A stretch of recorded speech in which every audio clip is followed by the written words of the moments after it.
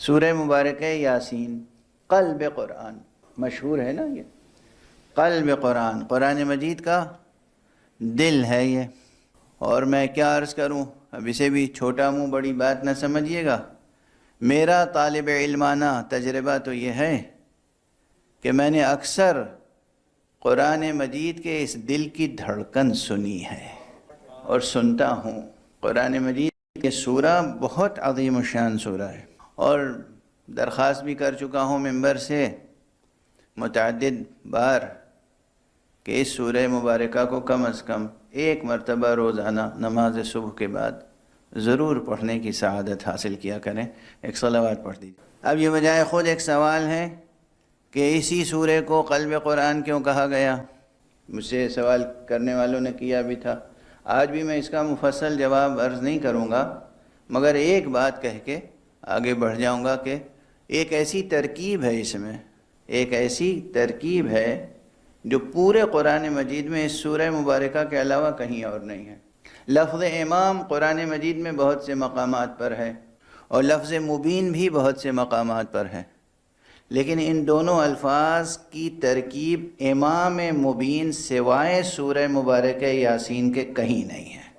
اور جہاں امام مبین ہوگا وہیں قرآن کا دل دھڑکے گا، کہیں اور قرآن کا دل نہیں دھڑک سکتا۔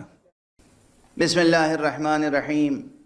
یاسین والقرآن الحکیم انک لمن المرسلین علی صراط مستقیم تنزیل العزیز الرحیم لتنذر قوما ما انذر آباؤہم فہم غافلون۔ یہیں پہ ٹھہر جائیے۔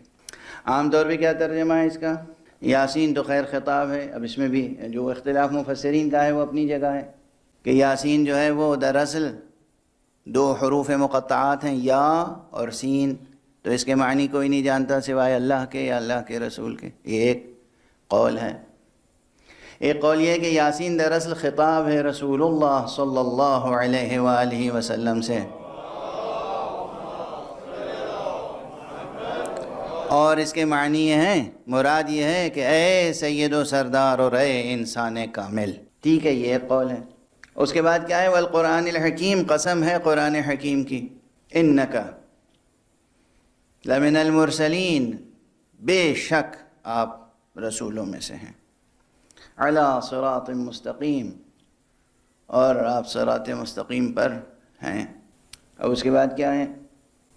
یہ جو قرآن ہم نے آپ پر نازل کیا ہے تنزیل العزیز الرحیم، یہ کس لیے نازل کیا ہے؟ لِتُنذِرَ قَوْمًا مَا أُنذِرَ آبَاؤُهُمْ فَهُمْ غَافِلُونَ۔ عام ترجمہ یہ ہے کہ تاکہ یہ ہم نے قرآن نازل اس لیے کیا ہے تاکہ آپ اس قوم کو ڈرائیں جن کے آباء و اجداد کو نہیں ڈرایا گیا، اور اس لیے وہ غفلت میں ہیں۔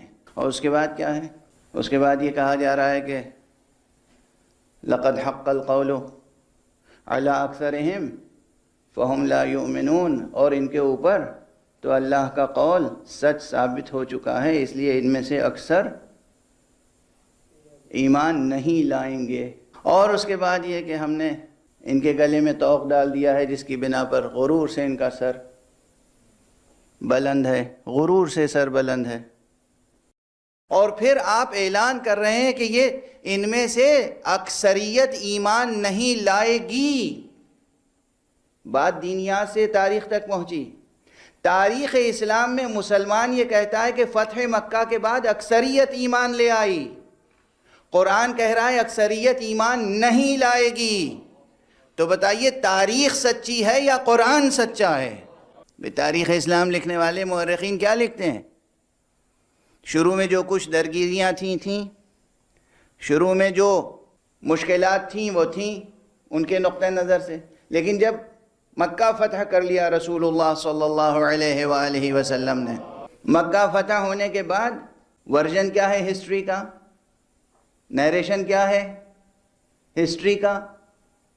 کہ سب کے سب مسلمان ہو گئے، دو ایک کو چھوڑ کر، چند کو چھوڑ کر سب اکثریت مسلمان ہو گئی، بلکہ یہاں تک حسن ظن رکھتے ہیں کہ وَحَسُنَ إِسْلَامُهُمْ، نہ صرف یہ کہ مسلمان ہو گئے بلکہ بہت اچھے اسلام والے لوگ ہو گئے۔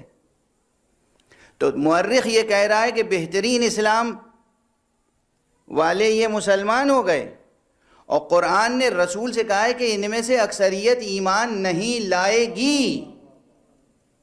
یہاں کچھ اس طرح کا تناقض پیدا ہو رہا ہے کہ اگر تاریخ کو مانتے ہیں تو نعوذ باللہ اور 100,000 بار نعوذ باللہ قرآن کی تکذیب ہوتی ہے، اور قرآن کو تسلیم کرتے ہیں تو پھر مورخ کا بیان جھوٹا ثابت ہوتا ہے۔ اب یہ فیصلہ آپ کو کرنا ہے کہ قرآن کی تصدیق کریں یا مورخ کی، اور اگر قرآن کی تصدیق کریں گے تو یہ تسلیم کرنا پڑے گا کہ اللہ نے پہلے سے اپنے حبیب کو یہ بتا دیا تھا کہ ان میں سے اکثریت مسلمان نہیں ہوگی، اکثریت اسلام نہیں لائیں گے۔ اور یہاں لفظ صرف اسلام کا نہیں ہے بلکہ ایمان کا ہے، ایمان کا، یعنی اکثریت ایمان نہیں لائے گی، چاہے یہ اظہار اسلام کرے مگر ایمان نہیں لائے گی، چاہے یہ اظہار اسلام کر دے مگر ان میں سے، پھر بھی بات سخت ہے، سنگین ہے، مشکل مرحلہ ہے، چاہے ان میں سے اکثریت اسلام کا اعلان کر دے مگر ان میں سے اکثریت صاحب ایمان نہیں ہوگی۔ اور اب یہ بھی مجھ سے نہ پوچھئے کہ اسلام اور ایمان میں فرق کیوں ہے اور کتنا ہے، خود سورہ مبارکہ حجرات میں اور دوسرے مقامات پر جا کر قرآن مجید نے کہا کہ یہ یا رسول اللہ آنے والے آپ سے کہتے ہیں کہ ہم ایمان لے آئے، کہہ دیجئے کہ نہیں، تم غلط کہتے ہو، تم ایمان نہیں لائے ہو، ابھی تو ایمان تمہارے دلوں میں داخل ہی نہیں ہوا ہے۔ یہ سیاست مداروں نے اپنے انداز سے تاریخیں لکھوا دی، اور ہم لوگ تاریخ کے میدان میں چونکہ اجتہاد کا دروازہ بند تھا، کام ہوا نہیں زیادہ، نقل دنق ہمارے مجتہدین پروردگار ان کا سایہ برقرار رکھے اور ان کے توفیقات میں اضافہ فرمائے اور ان کو جزائے خیر عطا فرمائے دفاع اسلام کی۔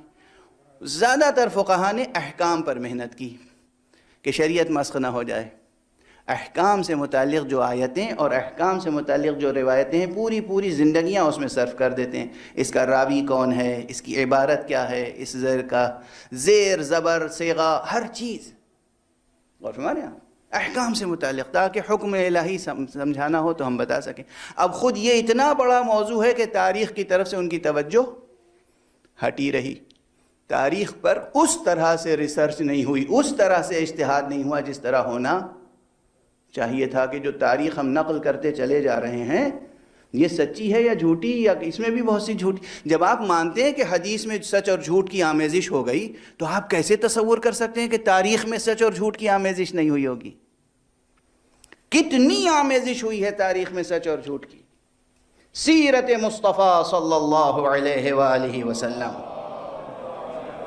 سیرت ائمہ اہل بیت اطہار، اور عام مسلمانوں کی سیرت سے متعلق واقعات، یعنی سیرت مسلمین، سیرت منافقین کی بات نہیں کر رہا ہوں، سیرت سیاسیین کی بات نہیں کر رہا ہوں، سیرت منحرفین کی بات نہیں کر رہا ہوں، سیرت باغین و ناقصین و قاستین کی بات نہیں کر رہا ہوں، سیرت مارقین کی بات نہیں کر رہا ہوں، سیرت مسلمین کو مسخ کرنے کے لیے کیا کیا روایتیں گڑھی گئیں۔ سمجھ رہے ہیں آپ؟ یہ بحث تازہ ہے، یہ بحث اہم ہے۔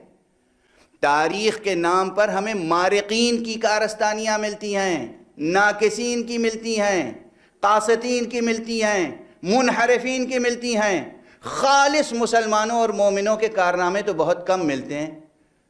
خدا کا شکر ہے کہ یہ انسٹیٹیوشن عزاداری کا باقی ہے جہاں فدائیان اسلام اور جان نثاران محمد و آل محمد کا تذکرہ زندہ ہے، ورنہ عام لوگوں کو ان سے کیا دلچسپی ہے؟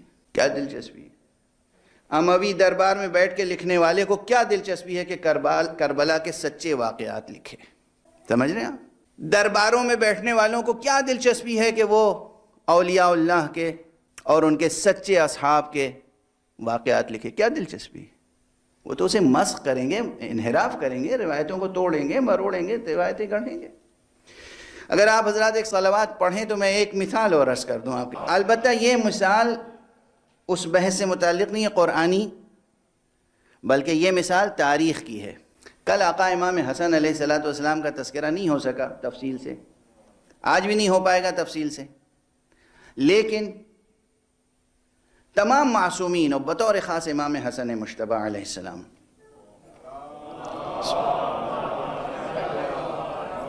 کے تعلق سے ایک بات سمجھ لیں، یہ جو ورژن ہے نا کہ آپ نے صلح کر لی تھی اور اس کے بعد بس آ کر مدینے میں خانہ نشین ہو گئے اور پھر پوری زندگی عبادت میں گزار دی اور پورا نظام جو ہے وہ فلاں کے سپرد کر دیا، یہ سب پولیٹیکل فکشن ہے۔ ایک سائنس فکشن ہوتا ہے، ایک پولیٹیکل فکشن ہوتا ہے، سب پولیٹیکل فکشن ہے۔ اللہ کی طرف سے آنے والی حجتیں عافیت کوش نہیں ہوتی، وہ گوشہ عافیت تلاش کر کے اپنے جسم و جان کو چھپا کر بچا کر بیٹھتی نہیں ہیں، ان کی زندگی کی ہر سانس شہادت بدامہ ہوتی ہے۔ وہ تو ہر قیمت پر پوری انسانیت میں انقلاب لانا چاہتے ہیں، ہر قدم پر وہ انسانیت کی تربیت کرنا چاہتے ہیں اور اپنے ہدایت کے مشن کو چھوڑ کے بیٹھ نہیں سکتے کبھی، اور اسی لیے ان کا وجود سیاسی اقتدار کو کھٹکتا تھا ہمیشہ۔ اس لیے آپ سمجھیں، ایک مثال جو میں دینا چاہ رہا ہوں، وہ مثال یہ ہے، ہمارے تمام معصومین کو زہر دیا گیا یا تلوار سے قتل کیا گیا، کیوں؟ بظاہر عام طور پر جو شیعہ نریشن بھی ہے وہ یہ کہ امام تو معصوم تھے، اپنے گھر میں بیٹھے رہتے تھے اور ان سے سیاسی نظام کو کوئی خطرہ نہیں تھا، مظلومانہ شہید ہوئے۔ مظلومانہ شہید ہوئے یہ سچ ہے، مگر سیاسی نظام کو خطرہ نہیں تھا، یہ غلط ہے۔ مظلومانہ شہید ہوئے یہ سچ ہے، مگر سیاسی نظام کو خطرہ نہیں تھا، یہ بالکل غلط ہے۔ ان کا وجود، صرف وجود ان کے ایمان، ان کے تقوی، ان کی شجاعت، ان کے علم کے ساتھ ان کا وجود، ان کی للہیت کے ساتھ ان کا وجود، حقیقت توحید کے ساتھ ان کی وابستگی اور ان کا وجود ناقابل برداشت ہوتا تھا سیاسی نظاموں کے لیے۔ اور اس کی فرق اپنی جگہ، آپ قیاس مع الفارق سمجھ لیں، فرق اپنی جگہ۔ وہ معصوم تھے، میں غیر معصوم کی مثال دے رہا ہوں۔ اتفاق سے آج ہم ایسے دور میں زندگی بسر کر رہے ہیں کہ مثال سمجھ میں آ جائے گی کہ ایک تنہا ایک صاحب دین کی قوت کیا ہوتی ہے۔ عراق ایک ملک ہے اس وقت کرۂ ارض پر۔ عراق کا کانسٹیٹیوشن کیا ہے؟ اسلامی جمہوریہ ہے؟ نہ، کانسٹیٹیوشن کے اعتبار سے اسلامی جمہوریہ نہیں، واضح ہے۔ تو اس کے کانسٹیٹیوشن میں، اس کے پارلیمنٹ میں، اس کے پولیٹیکل سسٹم میں دین مینشن نہیں ہے، عام جمہوری نظام ہے۔ تو مسلمان ہو، شیعہ ہو، سنی ہو، عیسائی ہو، یہودی ہو، مشرک ہو، کافر ہو، ایزدی مذہب کا ماننے والا، جو سب کے لیے وہاں حقوق ہیں اور ان کی گنجائش ہے۔ حقوق اور گنجائش اگر مذہبی کانسٹیٹیوشن ہوتا تب بھی ہوتی۔ حقوق کی گنجائش سب کے لیے ہے اسلام میں، اسلام سے زیادہ کون حقوق کس کے محفوظ رکھ سکتا ہے؟ لیکن عام نقطہ نظر سے عرض کر رہا ہوں کہ ریلیجس کنٹری تو نہیں ہے، تو پولیٹیکل سسٹم میں الیکشن ہو رہا ہے، یہ ہو رہا ہے، وہ ہو رہا ہے، سب ہو رہا ہے، اور دور دور سے آ کے سپر پاور وہاں گورن کرنا چاہ رہا ہے۔ ایک دیندار ایسا بیٹھا ہوا ہے، تو سب کی نگاہوں میں کھٹک رہا ہے، ایک آیت اللہ العظمی سیستانی۔ نہ بغداد جاتے ہیں، نہ ٹیلی ویژن پہ خطاب کرتے ہیں، نہ الیکشن میں ریلیوں کو خطاب کرتے ہیں، نہ کہیں مظاہرہ کرتے ہیں، نہ دھرنے پہ بیٹھتے ہیں۔ کبھی سنا ہے دھرنے پہ بیٹھے تھے، جلوس میں نکلے تھے؟ کبھی سنا ہے کہ انہوں نے 1 گھنٹے 1.5 گھنٹے کی ٹیلی ویژن پہ آ کے تقریر کی ہو؟ واضح ہے، ایک دیندار، ایک سچا دیندار مکتب اہل بیت کا، ولایت کربلا سے عہد وفا نبھانے والا ایک جری، غیب میں پوشیدہ ولایت سے عہد وفا نبھانے کا عہد رکھنے والا ایک مومن، ایک صاحب علم، ایک فقیہ، جب اس کی ہیبت یہ کہ جو کہہ دے تو کنٹری میں انقلاب آ جاتا ہے۔ بش سے لے کر، بش نے سب کچھ کیا عراق کے ساتھ، ان کا ایک جملہ محفوظ ہے تاریخ میں، کاش میں اس مرد الہی کو دیکھ سکتا قریب سے، کاش مجھے ملاقات کرنے کا موقع مل جاتا۔ کوفی عنان صاحب، اور ان کے بعد کوفی عنان نے بھی ان کو کوٹ کیا، لیکن اس کے بعد جو مجھے نام نہیں یاد آتے پولیٹیکل لوگوں کے، تو وہ ملنے کے لیے تشریف لے گئے، بان کی مون صاحب غالباً، وہ ان تنگ و تاریک گلیوں میں پتلی پتلی گلیاں، نجف، وہاں ملاقات کے لیے تشریف لے گئے. کس کے؟ وہ ہیڈ آف اسٹیٹ ہیں، آغا سیستانی ہیڈ آف اسٹیٹ ہیں. آغا سیستانی کی کوئی پولیٹیکل پارٹی ہے، گورنر ہیں نجف اسٹیٹ کے. فقیر در اہل بیت، فقیر اللہ، فقیر، عارف، مجاہد، عالم، مومن، اور جیسا کہ میں نے کہا ولایت غدیر سے عہد وفا نبھانے والا. اس کی یہ ہیبت ہے. سعودی عرب کے جتنے مفتی ہیں وہ آئے دن سب و شتم کیا کرتے ہیں. سعودی عرب کی پوری طاقت لگی ہوئی ہے کہ یہ شخص ختم ہو جائے، درمیان سے ہٹ جائے. یونائٹڈ نیشنز کی نظر یہ جاتی ہے کہ پہلے جاتے تھے پریزیڈنٹ سے مل کے چلے آتے تھے، پرائم منسٹر سے مل کے چلے آتے تھے، اب نجف بھی جاتے ہیں حاضری دینے کے لیے. ان سے بھی زیارت کرنا ضروری ہے.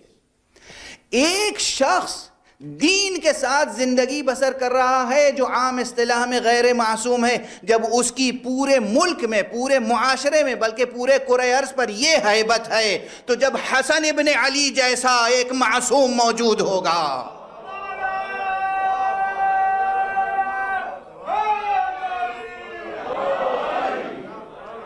تو شام سے لے کر روم تک کیا ہیبت ہوگی اس شخص کی، وہ بھی اس شخص کی جس کے لیے رسول نے کہا ہے حسن وہ ہے جسے اللہ نے میری ہیبت عطا کی ہے. تو حسن مجبور نہیں تھے. اب سمجھیے، پہلے تصور کیجئے، اس تاریخ میں جا کر وہاں سانس لینے کی کوشش کیجئے، تاریخ کا تجزیہ کیجئے، تحلیل کیجئے. حسن ہیں تو ایسا نہیں کوئی ایک عام فرد ہے بس. حسن ہیں یعنی اصل میں حکومت حسن کی چل رہی ہے.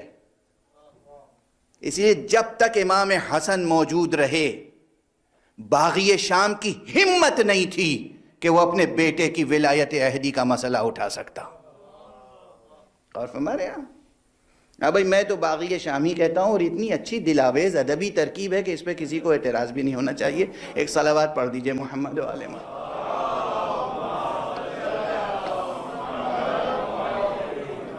دیکھیے میں بتا دوں، باغی کے معنی بتا دوں، یہ کوئی سب و شتم نہیں ہے، یہ کوئی ایسا کلمہ نہیں. باغی کے دو معنی ہیں. باغی کے ایک معنی ہے کہ امام برحق سے بغاوت کرنے والا، اور ایک معنی یہ ہے کہ طلب کرنے والا، چاہنے والا، کسی چیز کی چاہت رکھنے والا، اسے کہتے ہیں باغی. چنانچہ مولا امیر المومنین علیہ السلام نے اور رسول اللہ صلی اللہ علیہ وآلہ وسلم نے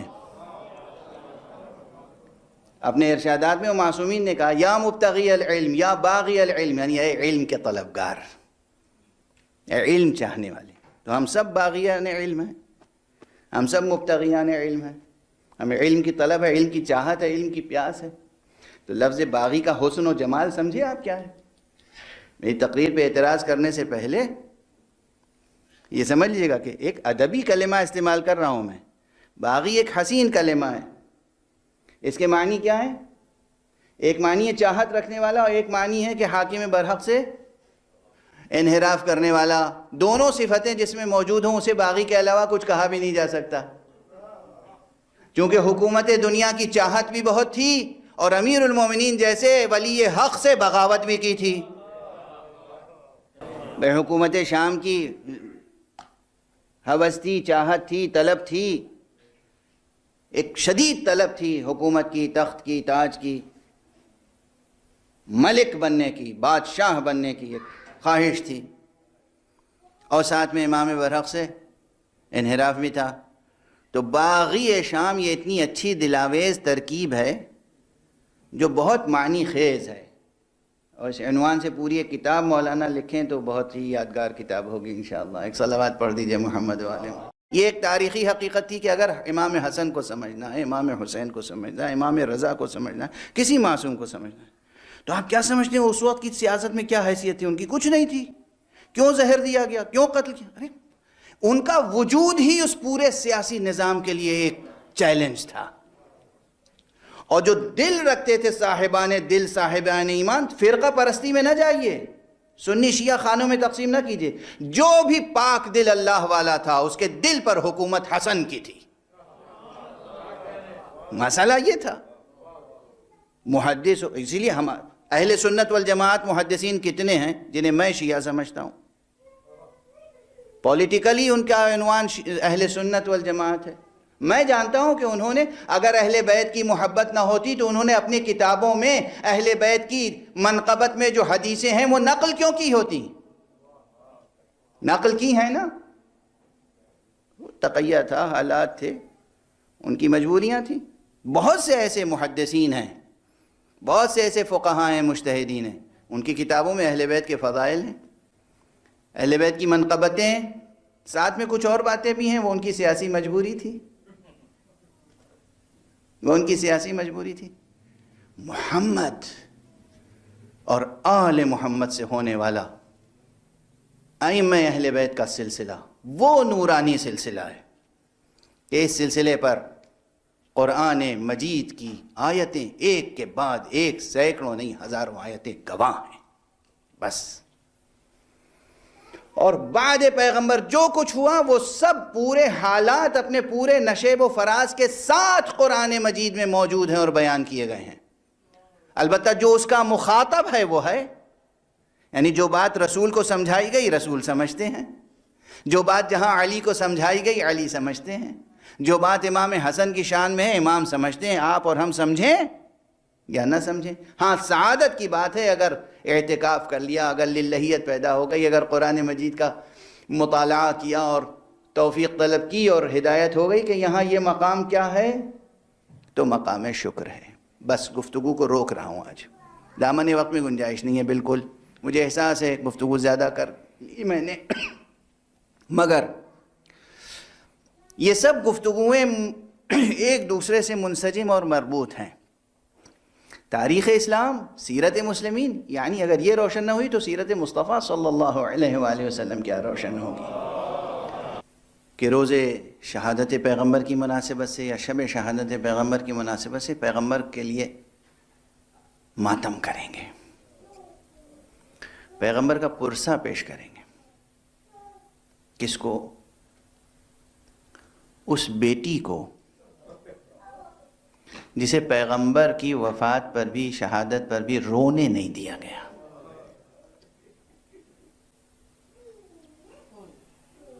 کیا المناک تاریخ. بس اب زیادہ دیر میں کچھ نہیں عرض کر سکتا.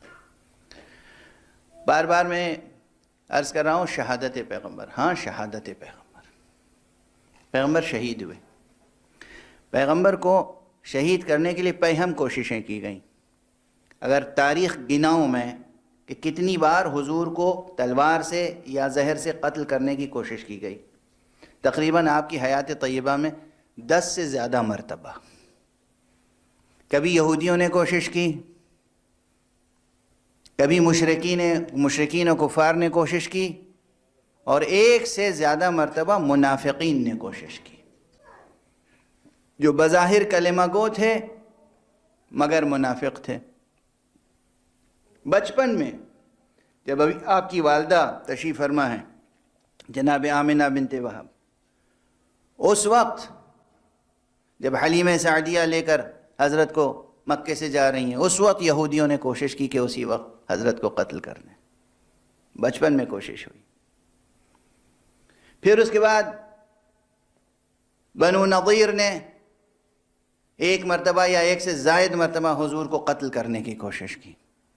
خیبر میں یہودیاں نے حضرت کو زہر دیا، تاریخ میں موجود ہے. تبوک سے واپسی میں مدینہ پہنچنے سے پہلے حضرت ناقے پر، اور ناقے کی مہار عمار یاسر کے ہاتھ میں، اور ساتھ میں حذیفہ یمانی ہے. اور جب آپ وادی سے گزر رہے تھے، ایک خطرناک وادی سے، عقبہ سے، تو وہاں پر منافقین نے جو حضور کے زیر پرچم حضور کی فوج کا حصہ بنے ہوئے تھے، انہوں نے چاہا کہ پیغمبر کو وہیں قتل کر دیں. یہ تاریخ ہے، یہ تاریخ ہے. اور یہ وہ واقعہ ہے جس کا کوئی مسلمان انکار نہیں کر سکتا. جیسے کل میں نے عرض کیا تھا کہ حضور کی یہ مظلومیت ایسی ہے جس کا کوئی انکار نہیں کر سکتا کہ آپ کی شہادت کے بعد، وفات کے بعد، وصال کے بعد 2 دن تک کم از کم آپ کا جسم مبارک دفن نہ ہو سکا. اسی طرح اس واقعے کی، قتل پیغمبر کی اس کوشش کا کوئی انکار نہیں کر سکتا، صرف یہ کہ ناموں کا اقرار نہیں کر سکتے۔ حالانکہ پیغمبر نے سب کے چہرے دیکھ لیے تھے، پیغمبر نے سب کو پہچان لیا تھا، پیغمبر نے سب کے نام عمار یاسر کو بھی پہچانوا دیے تھے، انہوں نے خود پہچانا تھا، اور حذیفہ کو سب کے نام بتا دیے تھے۔ تاریخ کوئی اس کا انکار نہیں کر سکتا، کوئی نہیں کر سکتا۔ کوئی حنفی، کوئی مالکی، کوئی شافعی، کوئی حنبلی، کوئی اہل حدیث، کوئی عباضی، کوئی شیعہ، کوئی سنی، کوئی دیوبندی، کوئی بریلوی، کوئی انکار نہیں کر سکتا کہ یہ کوشش کرنے والے کفار قریش نہیں تھے، یہ کوشش کرنے والے یہود نہیں تھے، یہ کوشش کرنے والے نصارہ نہیں تھے، یہ اقدام کرنے والے وہ تھے جنہیں آج تک بہت سے لوگ صحابہ کہتے ہیں۔ حضور کو قتل کرنے کی کوشش کی گئی۔ سبب کیا سبب ہو سکتا ہے؟ جو کلمہ پڑھ کے زیر پرچم مصطفیٰ، جو کلمہ پڑھ کے زیر پرچم مصطفیٰ جنگ تبوک پر گیا ہے اور جنگ کر کے واپس آ رہا ہے، اس کے اندر کون سا جذبہ ہے کہ پیغمبر کو قتل کر دیں؟ جواب بس ایک ہے، وہی کس لیے 2 دن تک دفن نہ ہو سکے؟ مسئلہ خلافت۔ کس لیے قتل کرنا چاہ رہے تھے؟ مسئلہ خلافت۔ اور کون سا جذبہ ہو سکتا ہے؟ پیغمبر کی 30,000 کی فوج میں کچھ افراد موجود ہیں، پیغمبر کے ساتھ گئے ہیں جنگ کرنے، پیغمبر کے ساتھ واپس آ رہے ہیں اور پیغمبر کو قتل کرنے کی کوشش کر رہے ہیں، تو سبب کیا ہو سکتا ہے؟ راز کیا ہے؟ نعوذ باللہ خاکم بدہن کوئی دنیاوی مسئلہ تھا؟ حضور نے کسی کا مال غصب کیا تھا؟ نعوذ باللہ، 1000 بار نعوذ باللہ، یہ جملہ کہتے ہوئے بھی جی چاہتا ہے اس زبان کو کاٹ دوں۔ حضور کے ذمے کسی کا کوئی حق تھا ایسا کہ حضور سے بغیر قتل کے انتقام ممکن نہ تھا؟ وہ جو کلمہ پڑھ چکا ہے، اور یہ حضور کی اس وفات سے صرف چند مہینے، 3 یا 4 مہینے پہلے کا واقعہ ہے بس، یا بعض روایتوں میں اس سے بھی کم تر، اور بعض روایتوں میں یہ 2 مرتبہ کوششیں ہوئیں، ایک مرتبہ جب تبوک سے واپس آ رہے تھے، اور ایک مرتبہ جب آخری حج ادا کر کے مکے سے واپس آ رہے تھے بعد واقعہ غدیر۔ جو لوگ لشکر میں رہ کر، پیغمبر کے لشکر میں رہ کر پیغمبر ہی کے قتل کے در پہ ہوں، کیا وہ ایسے افراد نہیں پیدا کر سکتے کہ پیغمبر کے گھر میں رہ کر پیغمبر کے قتل کے در پہ ہوں؟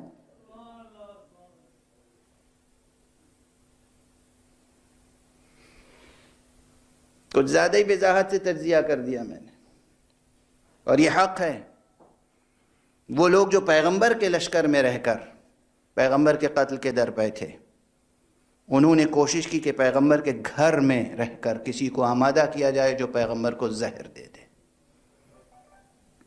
جس طرح امام حسن کی شہادت مکمل ہوئی، اسی طرح حضور کی شہادت مکمل ہوئی۔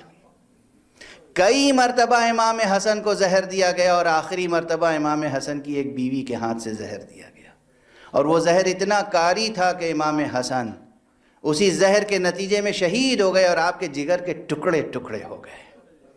اسی طرح پیغمبر اکرم کئی بار آپ کو زہر دیا گیا، لیکن آخری بار جو زہر دیا گیا وہ زہر ایسا تھا کہ کارگر ہو گیا۔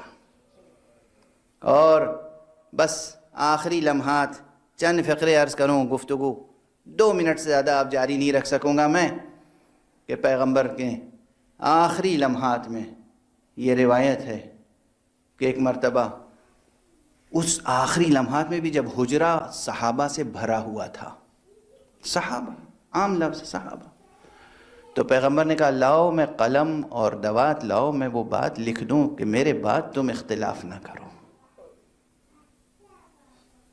اور حضور کو حضور کی طلب پوری نہیں کی گئی، اور یہ خود ایک اتنی بڑی مصیبت ہے جس پر حضرت عبداللہ ابن عباس تمام عمر گریا کرتے تھے، اور جب گریا کرتے تھے تو اتنا گریا کرتے تھے کہ آپ کے محاسن، یعنی آپ کی داڑھی آپ کے آنسوؤں سے تر ہو جاتی تھی، اور کہتے تھے ہائے وہ دن میں بھول نہیں سکتا، بھلا نہیں سکتا جس دن رسول نے قلم مانگا اور آپ کو نہیں دیا گیا۔ قلم مانگا اور نہیں دیا گیا، یہ اتنا بڑا مسئلہ ابن عباس کے لیے کیوں تھا؟ اس لیے کہ اولاً رسول طلب کر رہے ہیں ایک معمولی سی چیز، اور پھر جو رد کیا گیا، جواب دیا گیا، وہ اتنا اہانت والا جواب تھا جس میں پیغمبر کی اہانت تھی، پیغمبر کے لیے اذیت ناک بات تھی۔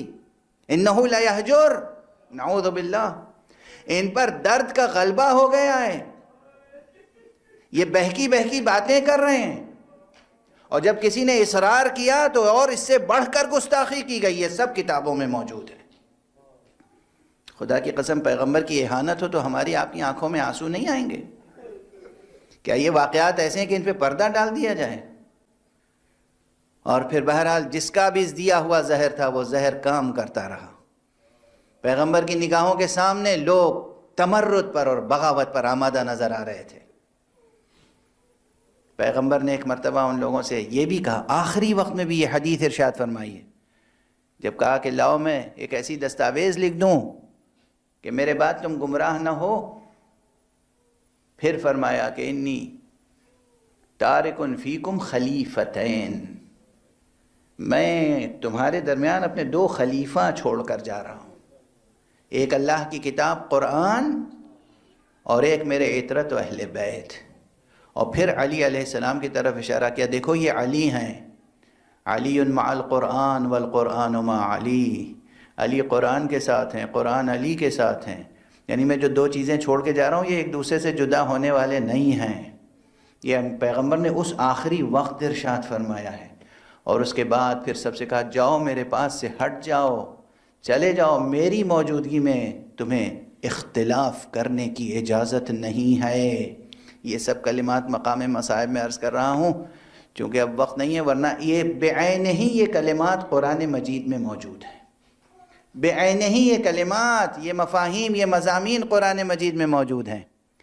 پیغمبر نے سب کو اپنے حجرے سے نکالا، لیکن ایک مرتبہ فاطمہ کو آواز دی، اپنے قریب بلایا، فاطمہ کا سر اپنے سینے پہ رکھا، حسن کو بلایا اپنے پہلو میں، حسین کو بلایا اپنے پہلو میں، اور خود اپنا سر آقا امیر المومنین کے سینے پہ رکھا اور بلند آواز سے گریہ کیا،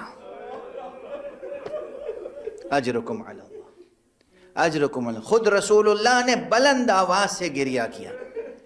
اور اس کے بعد میں کیا عرض کروں کہ کس کس طرح سے حسن کو پیار کر کے کہا بیٹا تمہیں زہر دغا سے شہید کیا جائے گا، صبر کرنا۔ حسین سے فرمایا پیغمبر نے بیٹا تمہیں کربلا کی آزمائش سے گزرنا ہے، صبر کرنا۔ بیٹی جناب زہرا کو صبر کی تلقین فرمائی، اور خود سینہ مبارک علی ابن ابی طالب پر جب گفتگو کرتے کرتے ایک مرتبہ آواز رکی، او فاطمہ کی آواز بلند ہوئی، وا ابتا وا محمدا، اے میرے بابا آپ ہمیں تنہا چھوڑ کر چلے گئے۔ اس کے بعد جو غم فراق سیدہ ہے وہ تو آپ کے اس نوحے کے ایک ایک لفظ سے ظاہر ہوتا ہے۔ جب پیغمبر اکرم کی تدفین کے بعد بی بی قبر مبارک پر آتی تھیں تو آپ ایک نوحہ پڑھا کرتی تھیں، اور وہ نوحہ یہ تھا، فرماتی تھیں کہ ماذا علی من شم تربت احمد، ماذا علی من شم تربت احمد ان لا یشم مدد الزمان غوالیا، قل للمغیب تحت اطباق الثرى ان كنت تسمع صرختي وندائي صبت علي مصائب لو انها صبت على الايام صرنا لياليا۔ اے پردہ خاک میں پوشیدہ ہو جانے والے، اگر میری آواز پہنچ رہی ہے آپ تک تو بس یہ سن لیجئے آپ کے بعد مجھ پر وہ مصیبتیں پڑی ہیں کہ اگر روز روشن پر یہ مصیبتیں پڑتی تو وہ شب تار سے بدل جاتے۔